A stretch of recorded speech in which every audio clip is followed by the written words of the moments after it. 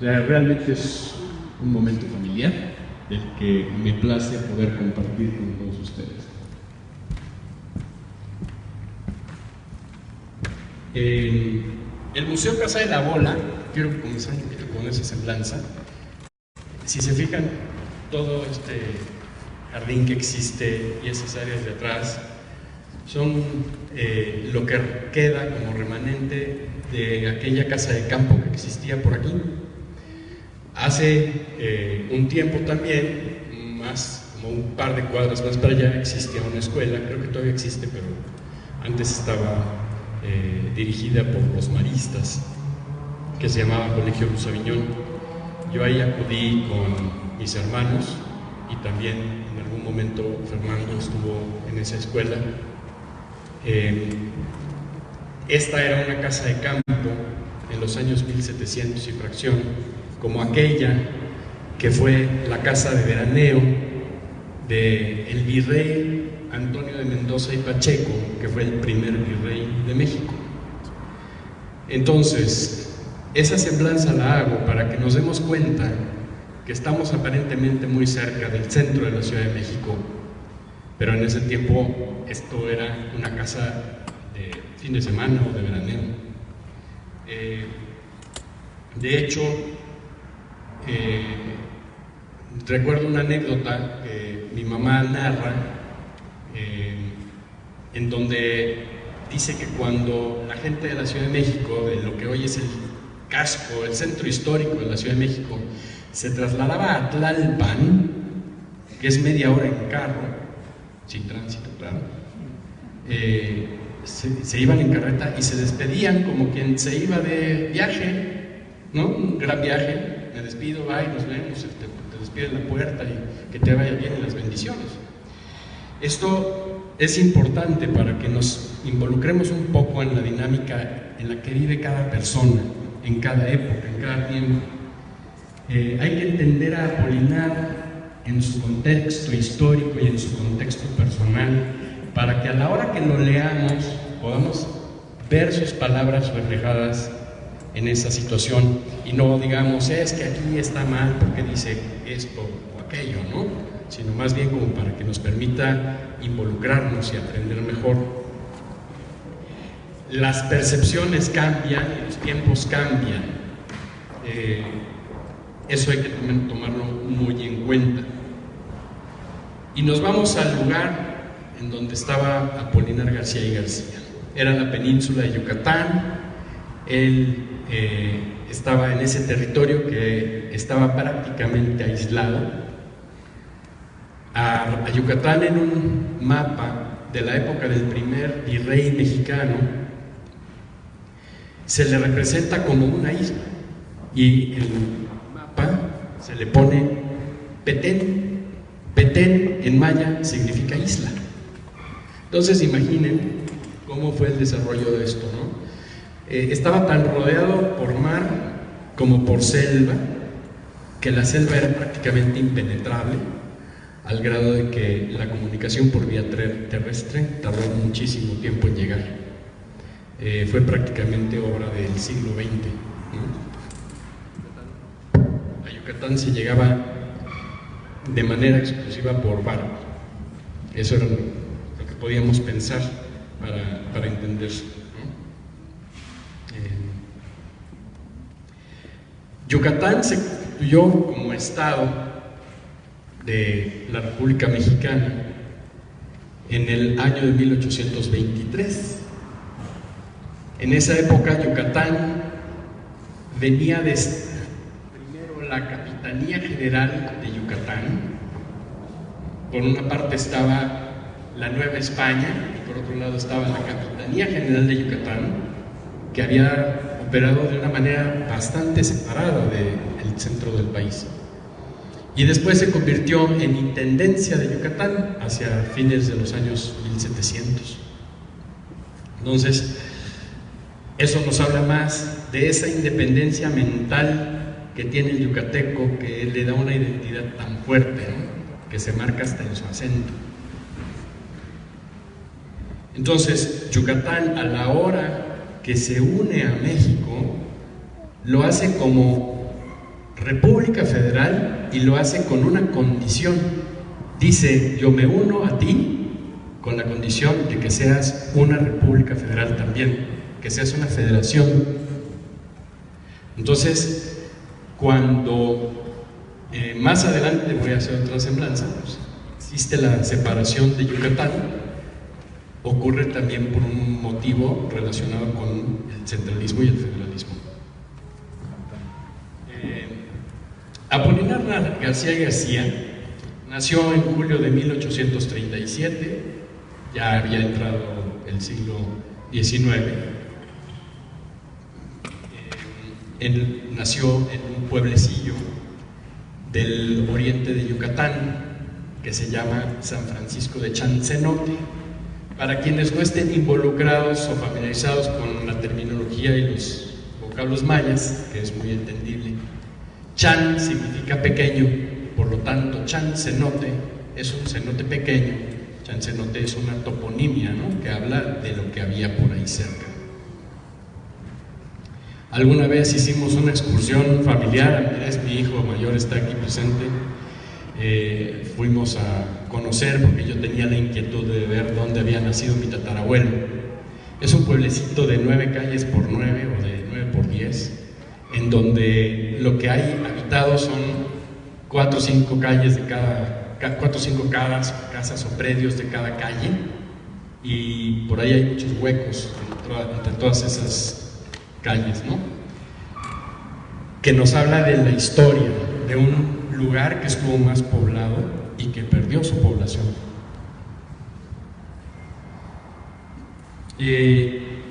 Apolinar García García creció en ese ambiente, y de pronto, cerca de los 9 años, 8 o 9 años, comienza la Guerra de Castas, que es un fenómeno social surgido entre el pueblo maya, que se ve en una condición diferente, que se siente autorizado a rebelarse y comienza a atacar algunas poblaciones, especialmente del oriente de Yucatán, del sur y del oriente, y comienza a avanzar. Cuando se dan cuenta de su fuerza, pues obviamente van atacando lugares más grandes.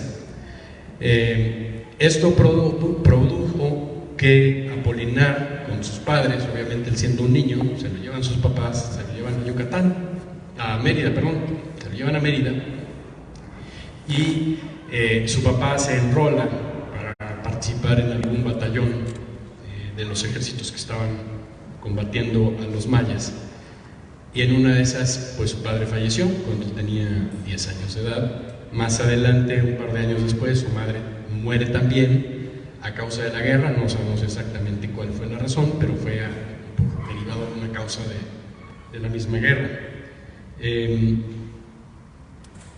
Cuando el gobierno de Yucatán se siente desprotegido y con falta de fortaleza militar, le pide apoyo al gobierno mexicano y les dice: ayúdenme, y le dicen: pues te mando un ejército, pero te me reintegras a México. Entonces la reintegración de Yucatán a México también es resultado de la Guerra de Castas, fue un resultado indirecto.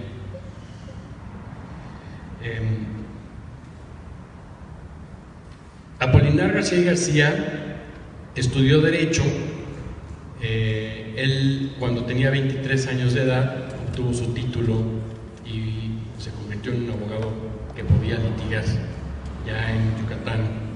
Él también tenía esa vocación y necesidad de expresar, así que dentro de todo lo que hizo, comenzó publicando en periódicos. Hubo un periódico que se llamaba La Guirnalda, y ahí él publicó el primer poema yucateco musicalizado, que podemos llamarle canción, la primera canción yucateca, que se llamaba Amor Paternal.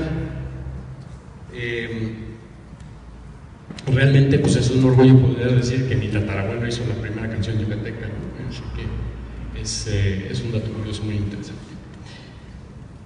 Él escribió en algunos periódicos, dirigió periódicos, participó en uno que se llamaba El Corco, participaba en otro que se llamaba La Unión Yucateca. Eso sí fue hacia el final de su vida. Y él tomó el nombre de un periódico que publicó, o el periódico le puso su apodo, que se llamaba El Mus, Apolinar García, y García era conocido como El Mus. Cuando él escribía con el seudónimo de Apolinar, de El Mus, perdón, era mordaz, era muy directo y muy puntillioso, y cuando escribía como Apolinar García y García era conciliador, ¿no? Era amable, sus letras eran buenas, eran gentiles con los demás.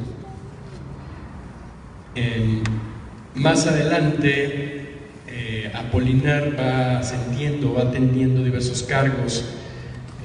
Tiene cargos en la Administración de Justicia de Yucatán,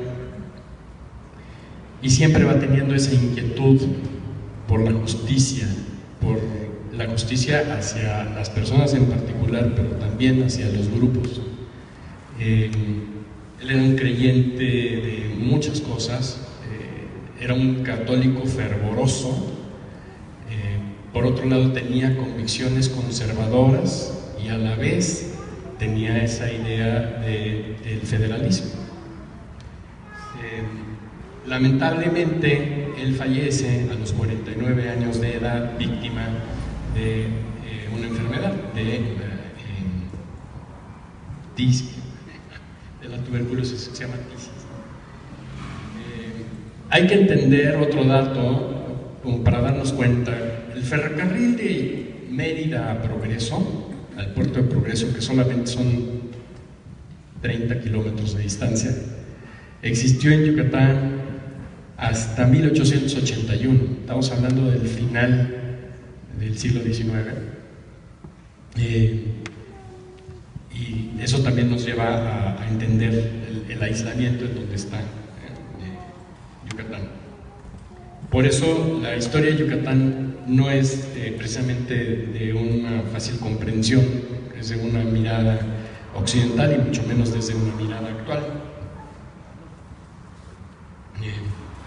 Apolinar García García, en su obra, narra cómo en la conquista de Yucatán, así como pasó en el centro de la República Mexicana, ocurrió también que cuando llegaron allá destruyeron códices mayas, y él lo lamenta mucho porque dice que de haberse conservado se podría haber entendido mejor al maya yucateco para entender el funcionamiento de su sociedad, y que seguramente de ahí habrían derivado elementos que hubieran permitido evitar la guerra en ese entonces. Hay que entender que Apolinar García García fue un niño al que se le arrebataron sus padres desde muy temprana edad, y no obstante, para él no fue motivo de odio, sino al contrario, los mayas, y él mismo lo dice, se convirtieron en objeto de su estudio.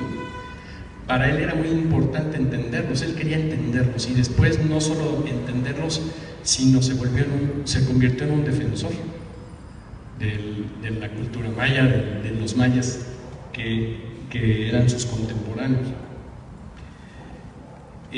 Lamentablemente el analfabetismo en Yucatán era altísimo en esa época, tan es así que él imprimía un periódico, había otros periódicos que se imprimían, pero en las plazas públicas había pregoneros que lo que hacían era que llegaban y contaban las noticias, leían las noticias, ¿no? Entonces,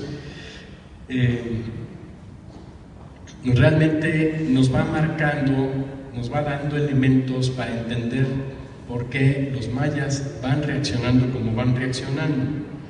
La guerra fue tan cruel en esa época que de aproximadamente 422,000 habitantes que había en 1846, hacia 1862 la población había disminuido y solamente habían 250,000 personas. El 41% de la población yucateca había desaparecido de Yucatán en cosa de 18 años. La mayoría a causa de la guerra, por muerte y otros pues habrán huido, pero seguramente los que huyeron han sido bastante pocos. Podemos imaginar las masacres que se pudieron haber vivido, al grado de que los mayas, cuando se dieron cuenta del efecto que estaba teniendo, lo que hacían era que llegaban, rodeaban los pueblos, les daban oportunidad de salir a los que quisieran y pudieran, y a los que no, terminaron un plazo, arrasaban con todo. Esto es muy curioso porque Apolinar García García narra que los mayas yucatecos,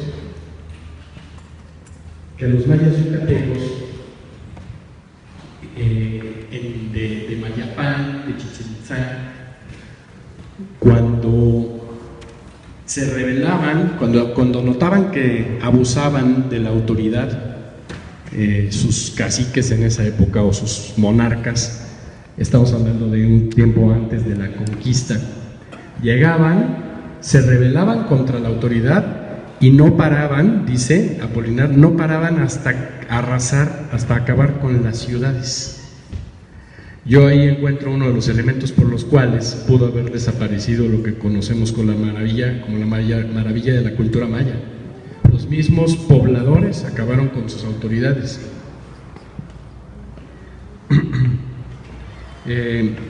Entonces, en ese proceso desapareció prácticamente la tercera parte de las poblaciones de Yucatán.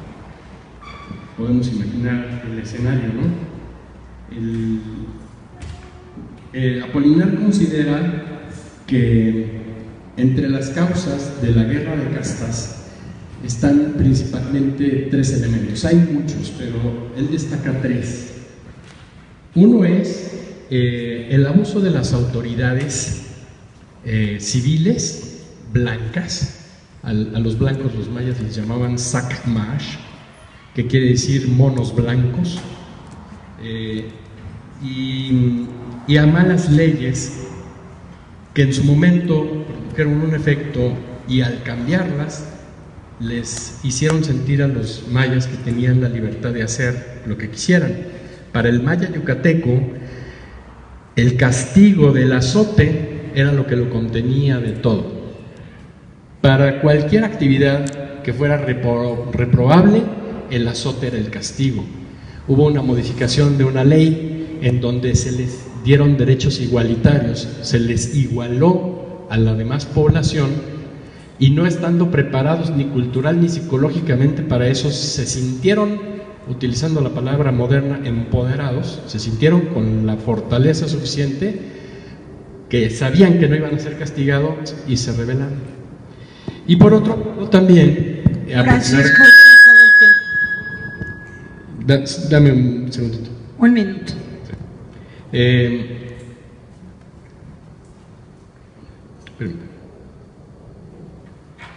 Él también refiere acciones y omisiones del clero católico, y quiero puntualizar que lo hace respecto de personas, no lo hace de una institución. Él era católico ferviente, no atacaba a la iglesia, que atacaba a algunos miembros del clero. Realmente es un libro muy interesante, es muy rico, está plagado de datos, es un cronista de su época, nos informa cosas que ni nos imaginamos, nos habla de las plantas, de cosas que hay en el campo, de los animales, nos dice que los mayas yucatecos eran grandes cazadores, y también nos habla de sus efectos, nos dice que tenían alcoholismo, vivían en un alcoholismo porque desde el seno materno casi se les alcoholizaba, ¿no? Bebían el pecho materno, la madre los despegaba y les echaba aguardiente para calmarles dolores y ayudarlos a dormir, o sea, era una población de gente que vivía alcoholizada, lamentablemente, y él considera que ese tipo de cosas se hubieran superado si se les hubiera educado y si se les hubiera cultivado. Yo considero, después de hacer un repaso, encuentro tan interesante el libro que creo que le sirve a un etnólogo, le sirve a un botánico, a un psicólogo, a un sociólogo. Eres geógrafo o geólogo, te puede interesar. Si eres gastrónomo también.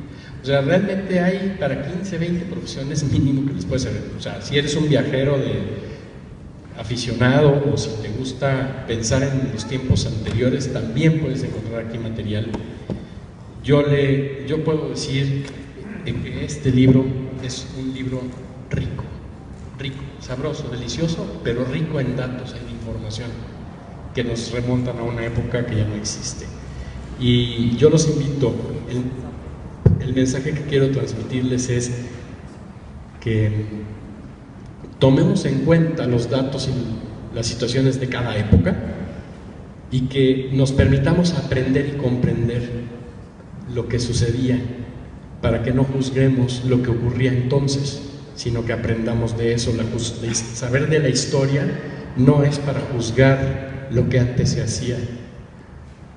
Podríamos decir que hay gente mala en cada época, hay acciones malas en cada época, pero siempre hay valores universales, y con base en esos valores universales podemos decir en esta época hubieron cosas malas, pero no podemos decir esa civilización o esa cultura o ese grupo de personas lo eran, ¿no? Así que vayan con esa mirada, con esa óptica, involúcrense, métanse, que echen un gran clavado. Les van a fascinar las cosas que se van a encontrar. Muchas gracias. Muchas gracias.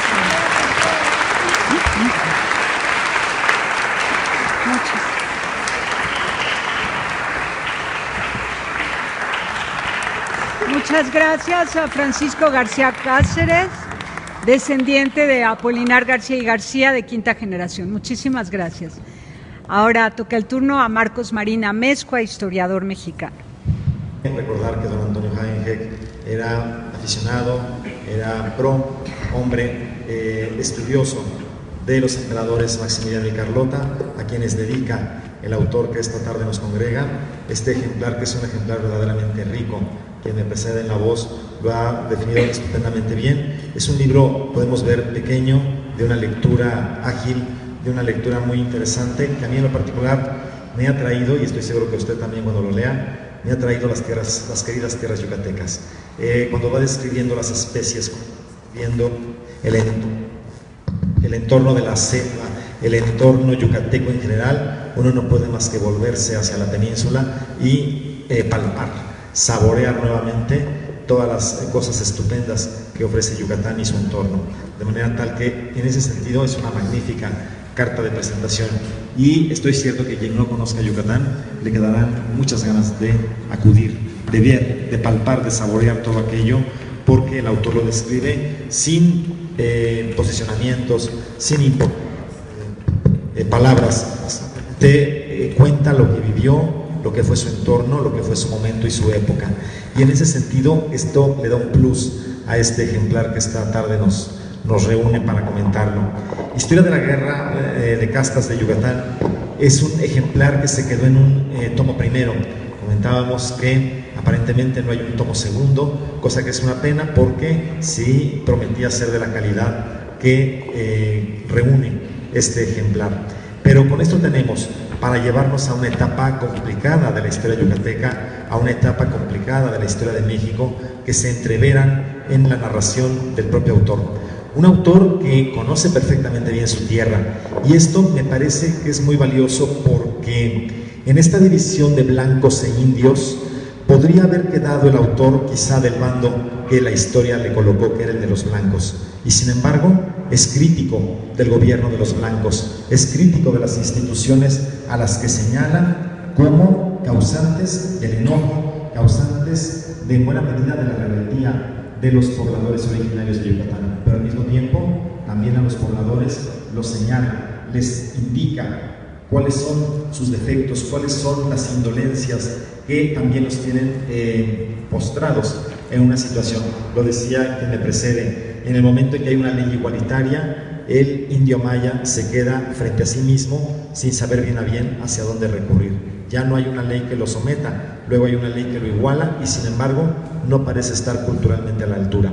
Es casi la misma época en la que los Estados Unidos, Lincoln, en un golpe a los estados sureños, les libera por decreto a los negros y los negros se van a quedar en la condición de descubrirse que solamente saben ser esclavos y que aunque ahora son hombres libres, eso los coloca en una situación desconocida.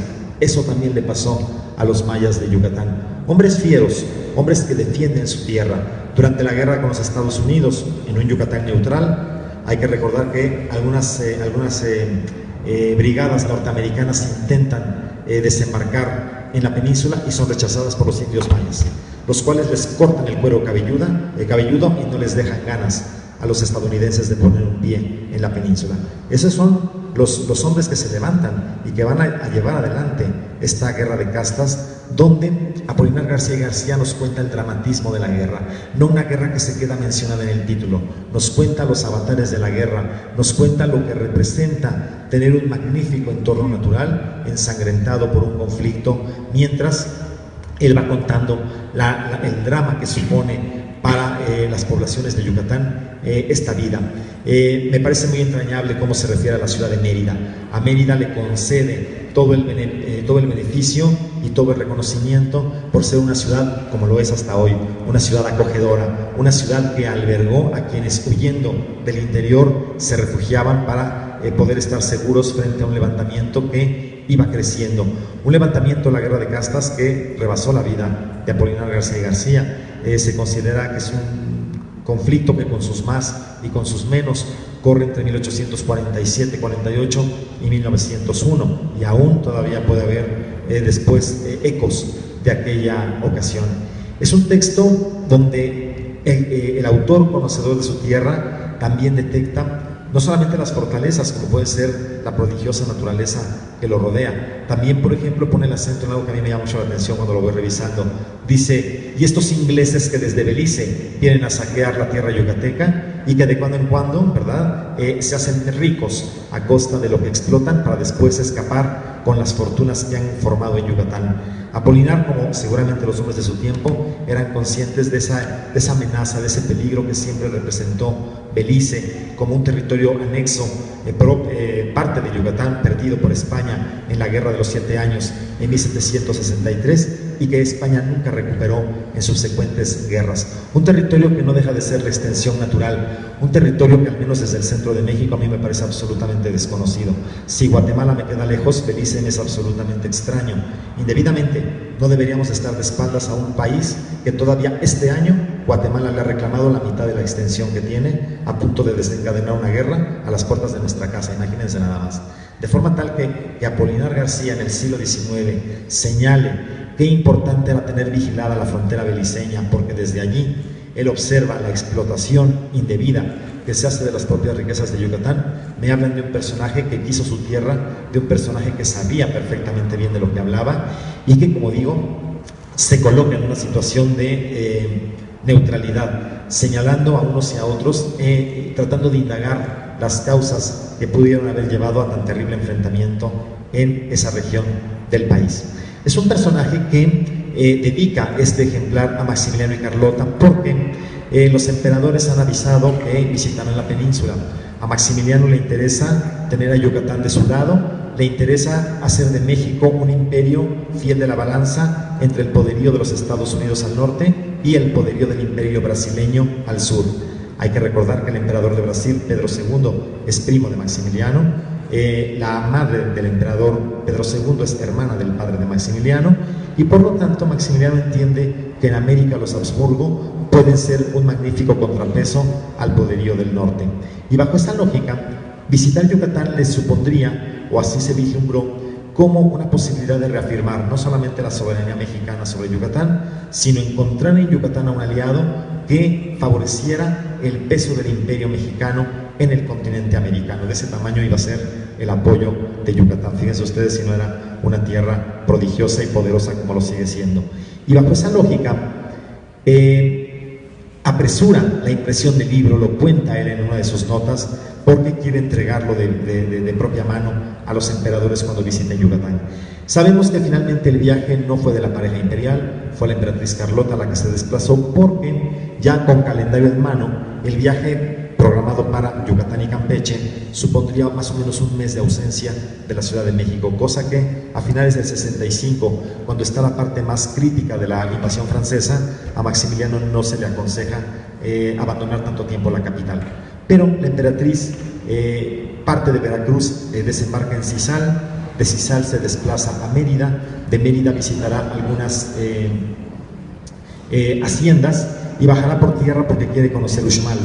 A partir de ahí, de Uxmal se desplaza hacia Campeche, donde finalmente se reembarcará para volver hacia Veracruz. La emperatriz es pródiga en sus memorias, en las cartas que envía describiendo Yucatán. Es quizá su estancia en la península lo que más le agrada de toda su estancia en México. No habrá tantos halagos a otras regiones como las hubo para Yucatán. Y además, la gente de Mérida y la gente de Yucatán en general la recibe con amplios homenajes y con amplias características de su propia hospitalidad. Es verdad que de la propia narrativa de Carlota se desprende lo difícil que debió ser su contacto con la población aborigen. Es evidente que la casta blanca, los hombres blancos de Yucatán son quienes monopolizan la presencia de la emperatriz en la península y no hay acceso de los indios hacia la presencia de la monarca. De forma tal que tampoco sabemos si Apolinar García y García entregó en propia mano a la emperatriz el ejemplar. Es posible que sí, porque él tenía acceso finalmente a las élites, pero esa parte no la sabemos. El libro se lo dedica a los dos, a Maximiliano y a Carlota, pero no sabemos bien a bien si esto fue entregado. Lo que puede llamar la atención del libro es que él refrenda su espíritu monárquico, refrenda su apego al imperio, como lo hará finalmente Yucatán, pero también en esta circunstancia el libro nos pinta, nos dibuja magníficamente los alcances de la obra. En la parte final encontramos una serie de suscriptores a esta que parece ser una serie de entregas que se fueron nutriendo para conformar lo que ahora tenemos en nuestras manos. Y destaco particularmente un destinatario, unas personas que se encuentran en La Habana. Apolinar lo cuenta en algún momento, mucha gente huye a Cuba durante la Guerra de Castas, pero después, históricamente, muchos yucatecos partieron a Cuba porque la cercanía facilitaba no alejarse del todo de Yucatán y mantener un nexo importantísimo con la Gran Antilla. Todavía quizá en nuestro país falta estudiar con más detenimiento qué fue de los yucatecos que quedaron en La Habana, pero puedo adelantar un dato.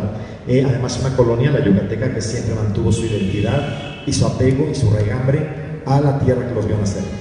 Algún colega historiador contaba que revisando él algunos archivos de la isla de Cuba, se encuentra con que el 12 de diciembre en La Habana, en la Catedral de La Habana, había 2 misas.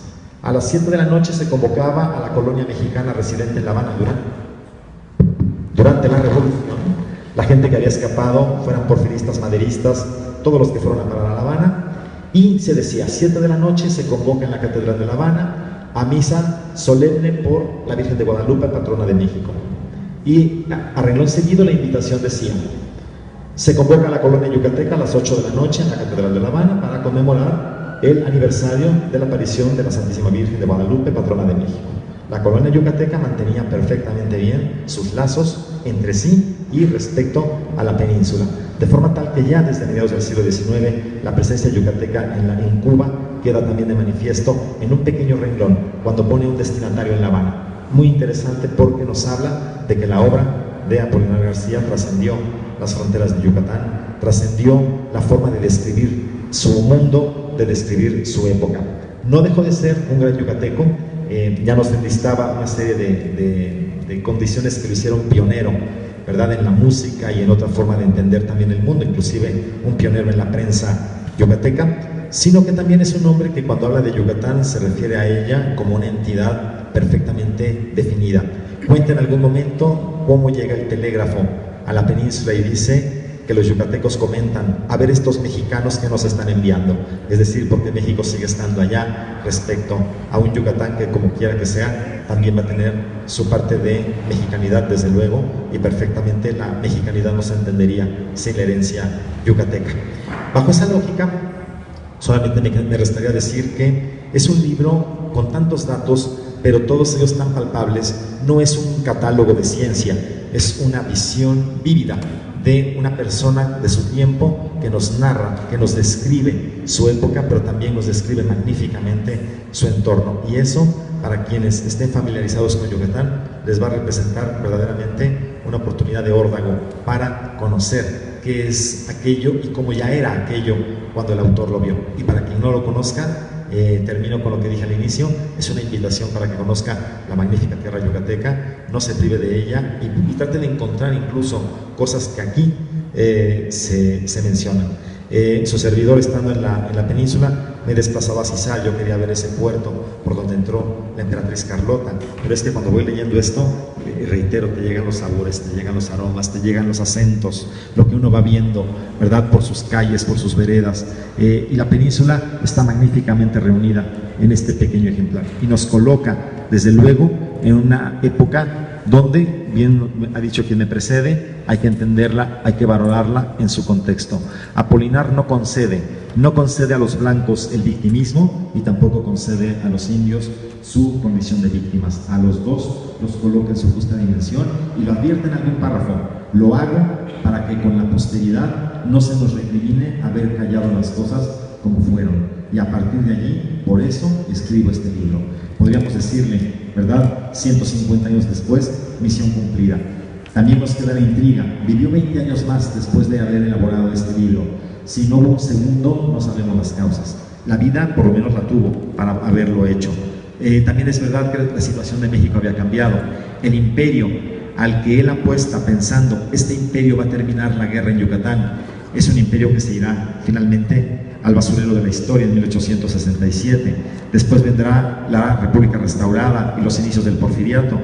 La situación del país y de Yucatán misma también cambiaron, de forma tal que quizá las razones que le habían motivado con una actitud tan preclara para escribir, quizás se modificaron de forma tal que se quedó en nada un segundo ejemplar. Pero el que sí tenemos oportunidad de conocerlo y que además tenemos hoy ejemplares para ustedes, para los que estén interesados en adquirirlo, es un ejemplar que nos dice mucho.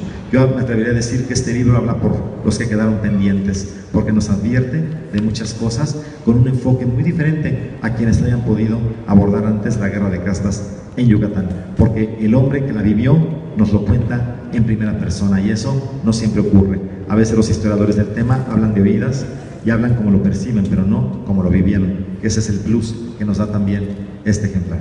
Yo agradezco a todos su atención y quedamos para sus comentarios y preguntas. Muchísimas gracias.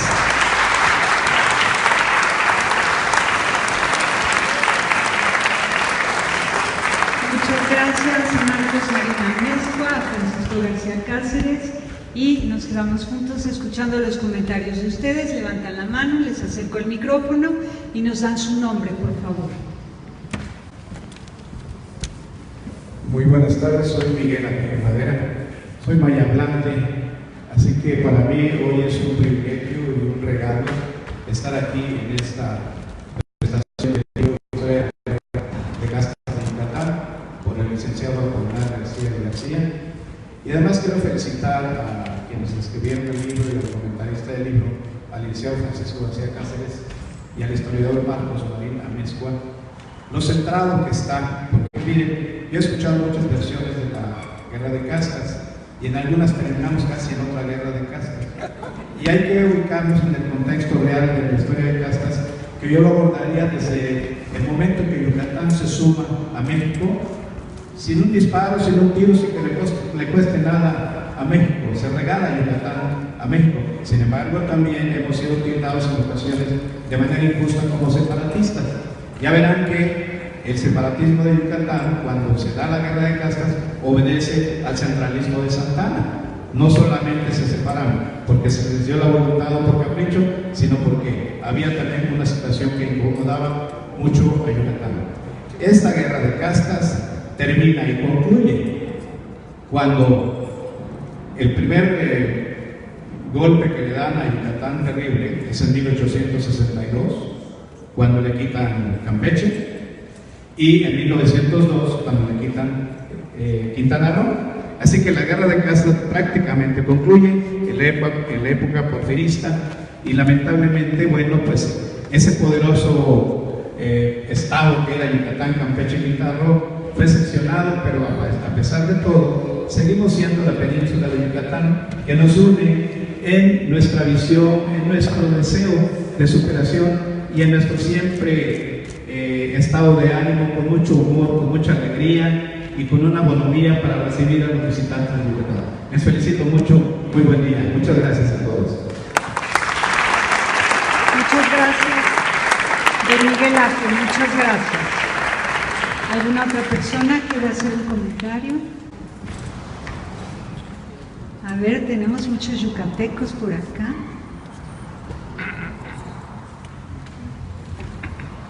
Don Víctor García Lizano. Don Eduardo Ricalde Medina. ¿Sí? ¿Sí acepta hacer un comentario?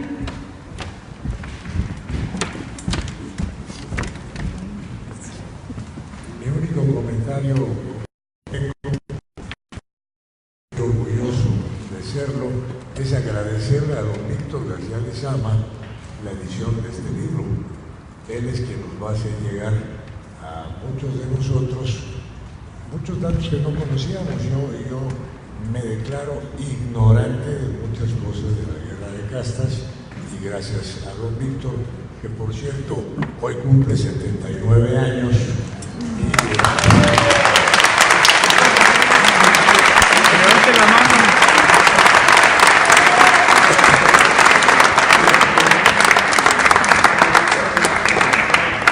De modo que procuraré instruirme un poco más de la guerra de castas y de la historia de mi tierra, de nuestra tierra. Muchos de los que estamos aquí. Muchas gracias.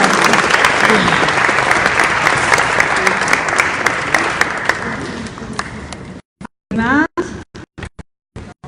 es un poco de la historia de esta familia yucateca que nos reúne. Bueno, después un comentario. ¿Dónde está? Ah, aquí. Gracias. Su nombre. Mi nombre es Luis Oscar Pérez Camacho. Los felicito por el cúmulo de información que nos han pasado. La gente que nos ha pasado historia, que nos conocemos mucho de nuestra historia, Yucatán es también México. Les agradecemos mucho este cúmulo de información. Y considero que se ha perdido mucho ese sabor hacia las nuevas generaciones de lo que es la historia de México. Debemos de ser un poco más proclives a manifestar la historia. Ahora se ha hecho, eso ya es caso cerrado y ya no se puede volver a abrir. No es cierto. Yo creo que mucho de lo que nosotros vivimos actualmente nos tenemos que referir a nuestra historia. Quien olvida la historia vuelve a cometer los mismos errores.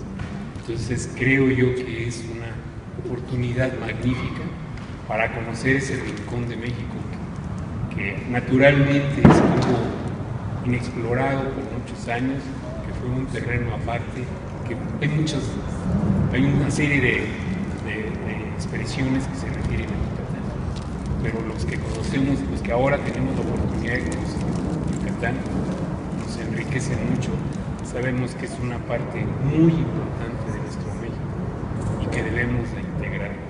Los felicito. Felicidades, Víctor, por la invitación, y felicidades por tu cumpleaños también. Y qué bueno que nos pudimos enterar de este rincón de México. Gracias. Muchas gracias. Por allá tenemos otro comentario.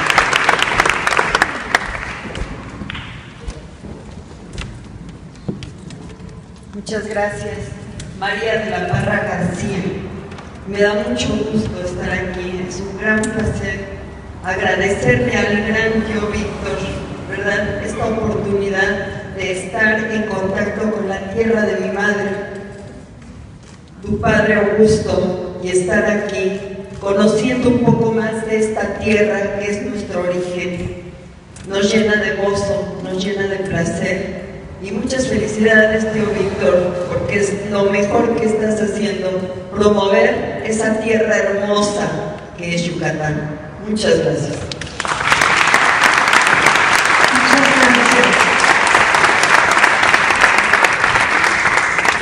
¿Alguien más? Bueno, pues don Víctor Garzama, que le pido que se ponga de pie, por favor.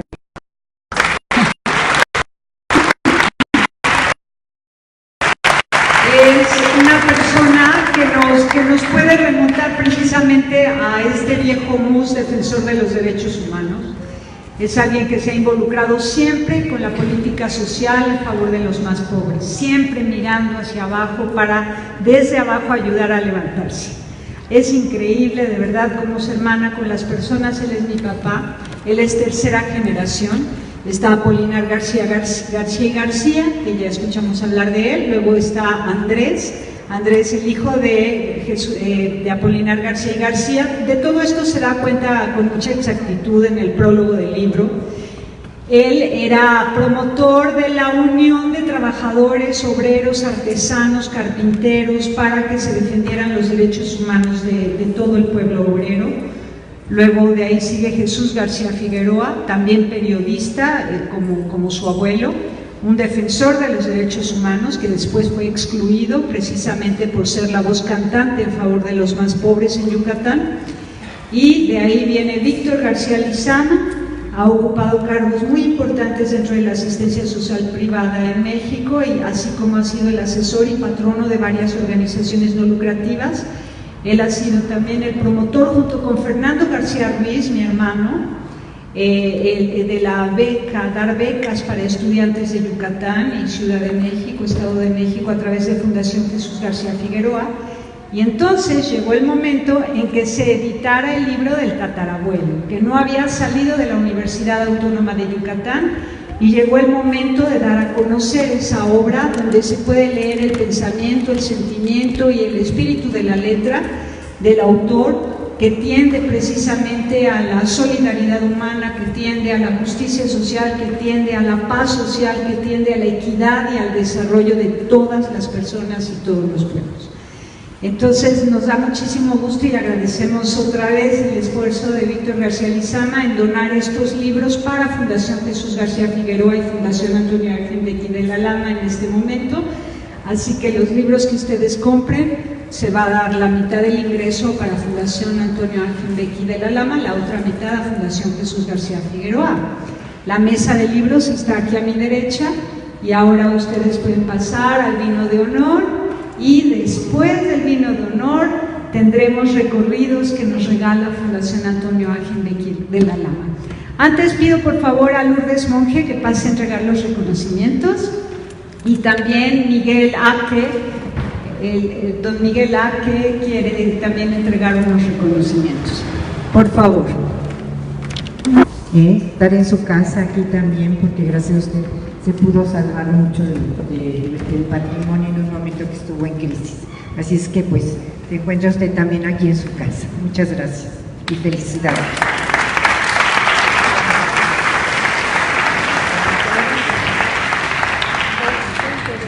Pedimos por favor a Minerva Sánchez de Fundación Jesús García Figueroa que pase a recoger la constancia que nos otorga Fundación Antonio Ángel Bequí de la Lama por su participación en este evento.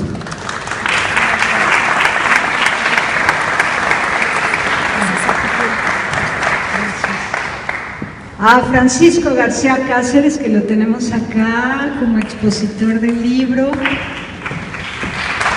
quinto descendiente de Apolinar García y García, de quien también se habla mucho en el libro, es del papá de Francisco García Cáceres, hermano de mi papá, y que también ha sido un hombre muy justo, que en paz descanse, pero que dejó un gran legado también. Ahora a nuestro queridísimo historiador Marcos Marín Amuezcua. Muchísimas gracias, Marcos.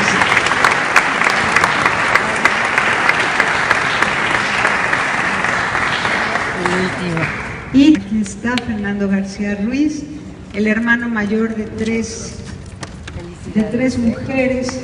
Nuestro cariño enorme para Fer.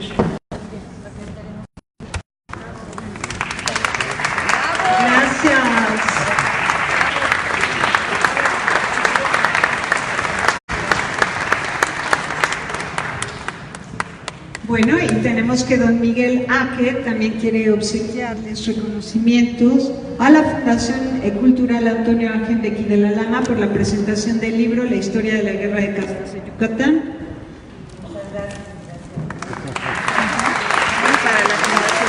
Para la Fundación Jesús García Figueroa, aquí está Fernando García Ruiz que lo recibe. Don Miguel Aque, yucateco, que además él convocó a este evento a la comunidad yucateca en la Ciudad de México, y como ven tenemos muchos personajes aquí, invitados por el señor Aque. Miguel Aque, muchísimas gracias. Él tiene un proyecto para la protección del medio ambiente, convirtiendo en gas el nopal. Y tenemos al profesor Merino, por lo menos pasa, por favor, porque a darte un abrazo, profesor Merino. Él trajo a todos sus estudiantes, a ver, levanten la mano, bueno, a los que hacen las visitas culturales, por allá se ven las manos, muchísimas gracias. Él es periodista y nos hizo una entrevista para promover también la convocatoria a esta presentación. En suma, lo que queremos es que se conozca la historia de la guerra de castas de Yucatán, porque hoy seguimos peleando y discutiendo por muchas cosas. Y este autor, Apolinar García y García, nos enseña a discutir, nos enseña a presentar las cosas como son, a encontrar un equilibrio para la exposición de un caso, y en ese mismo equilibrio y exposición completa encontrar las soluciones.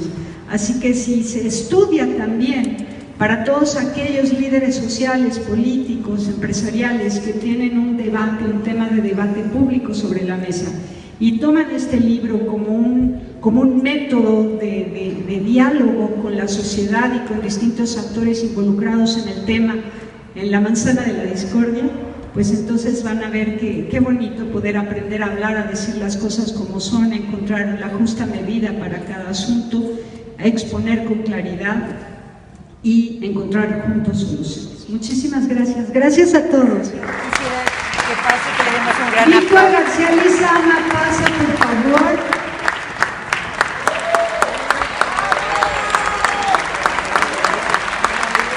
Mi padre querido.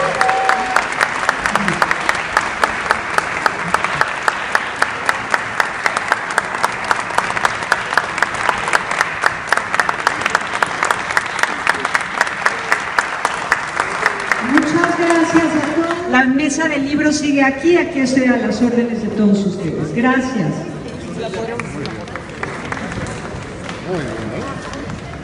¿Nos pueden acompañar?